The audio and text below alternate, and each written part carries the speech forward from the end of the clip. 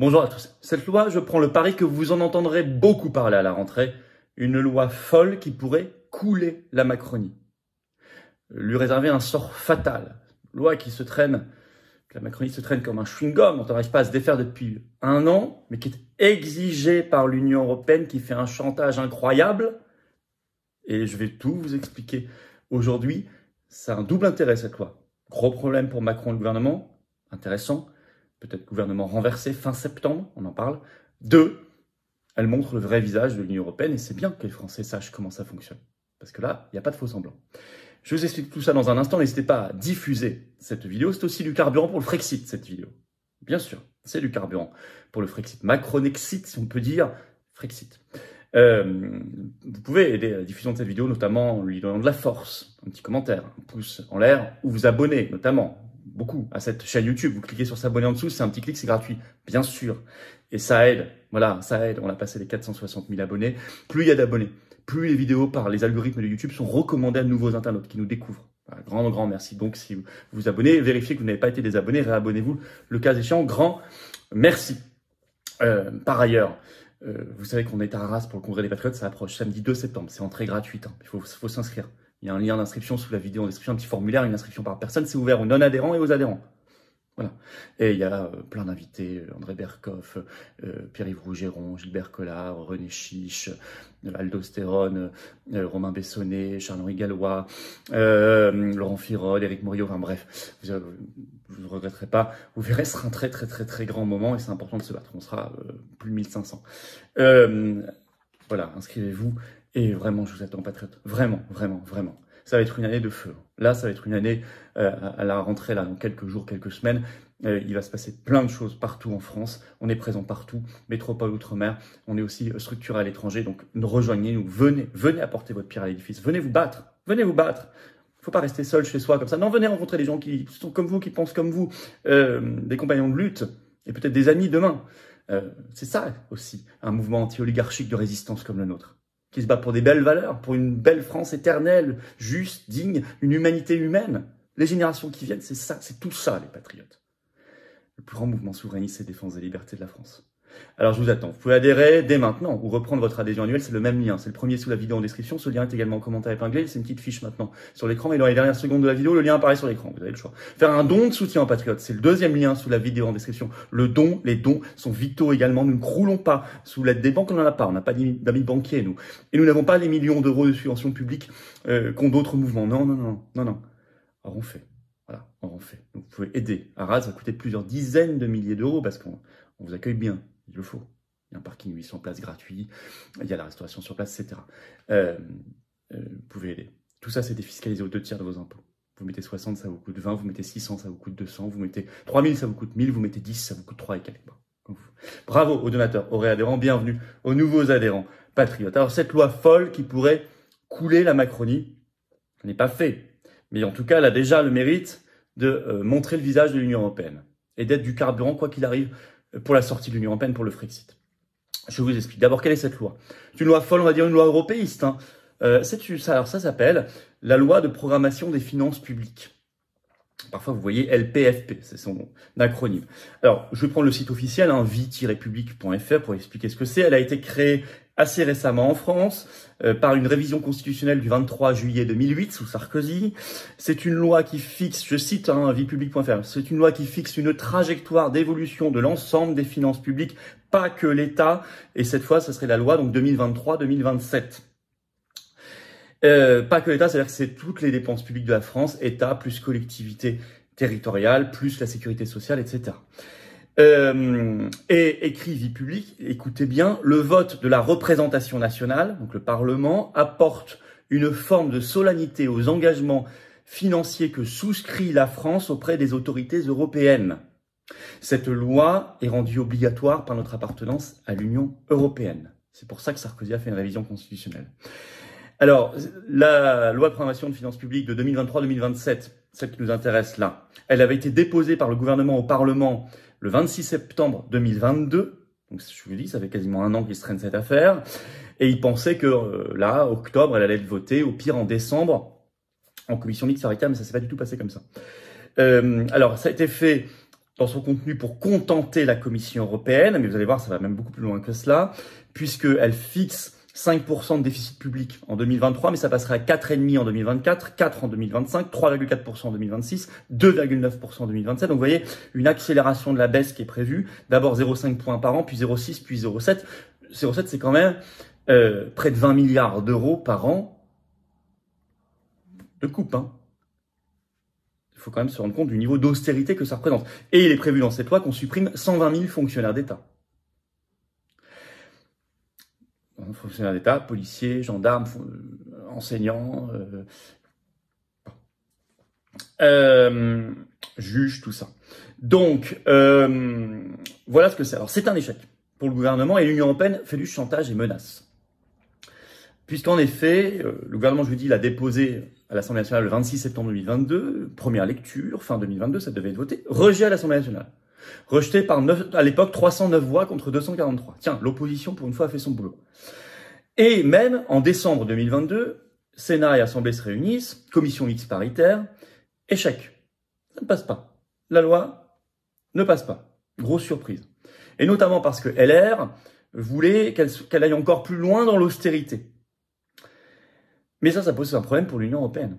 C'est expliqué par un article de Libération qui datait du 15 décembre 2022, le titre « Si la France ne parvient pas à se doter d'une loi de programmation de finances publiques, une obligation des traités européens, est-il précisé par Libération, ce serait une première historique. » Et en effet, en octobre 2022, Pierre Moscovici, qui est le président du Haut Conseil des finances publiques, un truc créé pour l'Union européenne, dit que la France, je cite, se retrouverait à faire du trapèze sans filet. On aimerait bien savoir comment on faisait avant que ces lois n'existent, avant la révision constitutionnelle de 2008. Bon, tout ça, c'est du grand n'importe quoi. Puis en 2023, le gouvernement n'a eu de cesse de repousser le vote de cette loi parce qu'il n'y arrive pas et ça a provoqué de plus en plus d'énervement à Bruxelles. Donc vous allez voir pourquoi la Macronie veut faire un coup de force en septembre, je vous explique. En effet, précisé par Libération dans un article donc du 19 juin dernier, le titre « Le gouvernement repousse encore sa loi de programmation des finances publiques ». Elle était, je cite, prévue initialement avant l'été, avant cet été, et maintenant prévue pour septembre, a annoncé Elisabeth Borne le 19 juin. Et Bruxelles fait du chantage. Écoutez bien. Écoutez bien. Je vais vous lire un extrait de cet article. Mais surtout, la Commission européenne a haussé le ton, écrit Libération.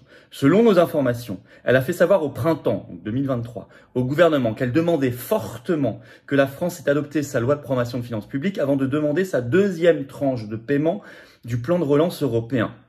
La France a reçu pour l'instant 12,5 milliards d'euros. Elle devait en demander 11 autres milliards en juillet et encore 8 milliards en décembre. Mais l'Union européenne a dit non, stop, on bloque. 11 plus 8, 19 milliards.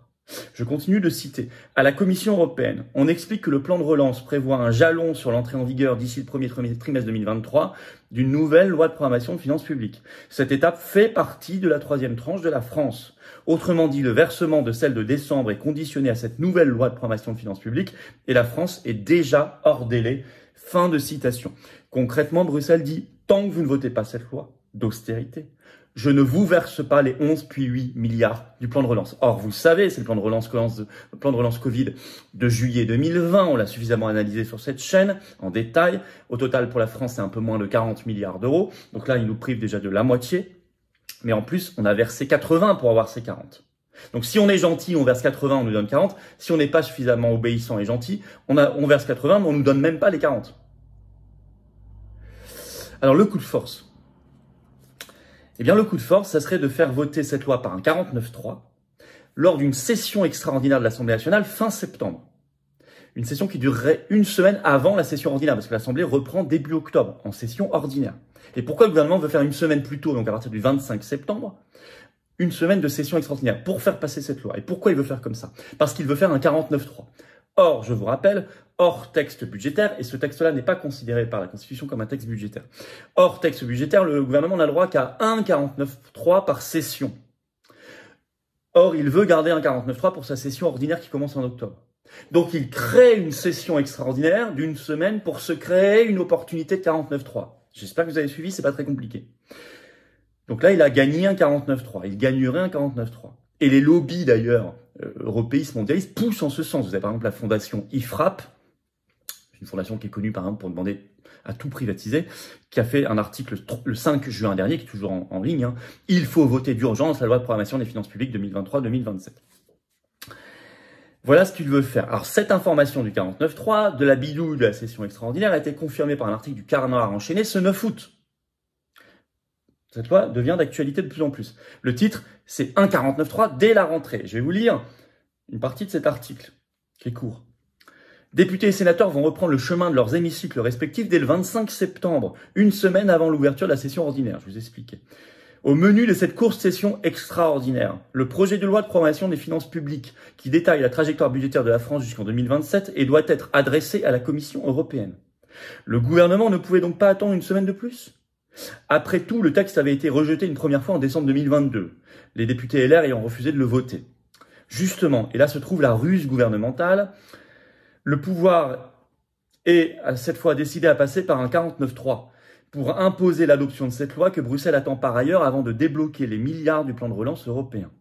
La tenue d'une session extraordinaire, écrit le Canard enchaîné, lui permettra donc de ne pas griller cette cartouche constitutionnelle et d'utiliser l'unique recours possible au 49.3 pendant la longue session ordinaire, par exemple pour le texte sur l'immigration. Fin de citation. Oui, mais en conclusion, d'abord on voit que la France est bien pieds et poings liés par l'Union européenne. Là, c'est dit clairement. Ce qui est intéressant, c'est qu'il commence à sortir des articles de presse sur cette histoire, qui va monter de plus en plus d'ici septembre.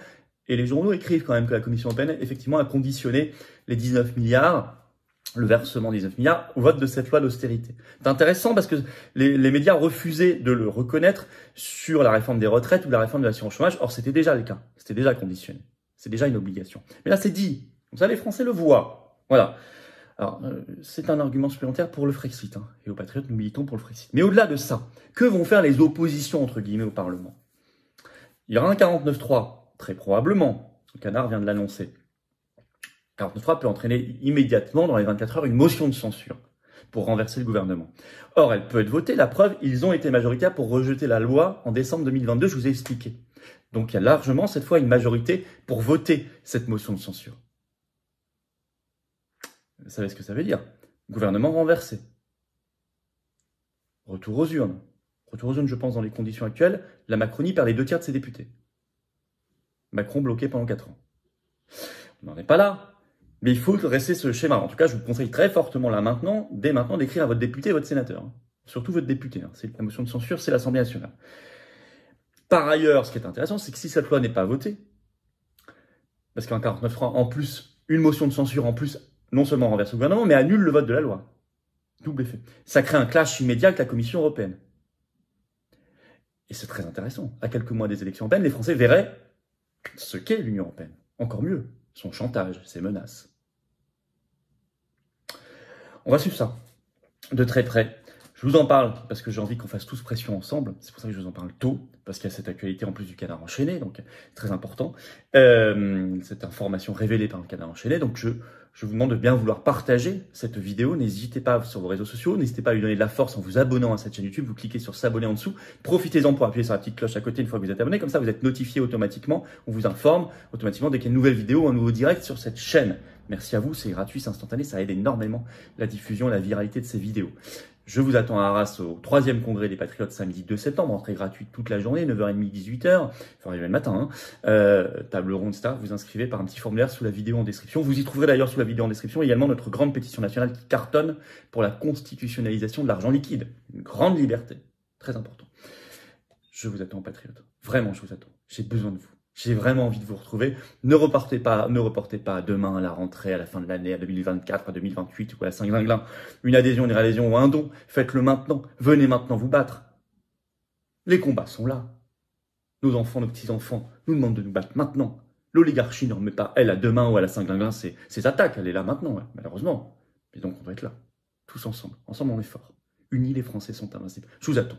Adhérez, réadhérez, c'est le premier lien sous la vidéo en description. C'est un lien également en commentaire épinglé et un petit lien qui apparaît bientôt sur votre écran. Sous la vidéo en description, le deuxième lien est pour faire un don de soutien aux Patriotes qui aident à financer nos actions coup de poing, nos manifs, nos congrès, les élections européennes qui arrivent en juin prochain, plus d'1 million d'euros, etc. Ça aide énormément. Tout ça, c'est défiscalisé aux 2 tiers pour vous, en plus des avantages personnels que nous, on ajoute. Maison, allez vous balader sur notre site, c'est expliqué. Pour certains montants de dons, d'adhésion ou de réadhésion. Mais c'est défiscalisé aux 2 tiers, ça c'est automatique, ça c'est la loi.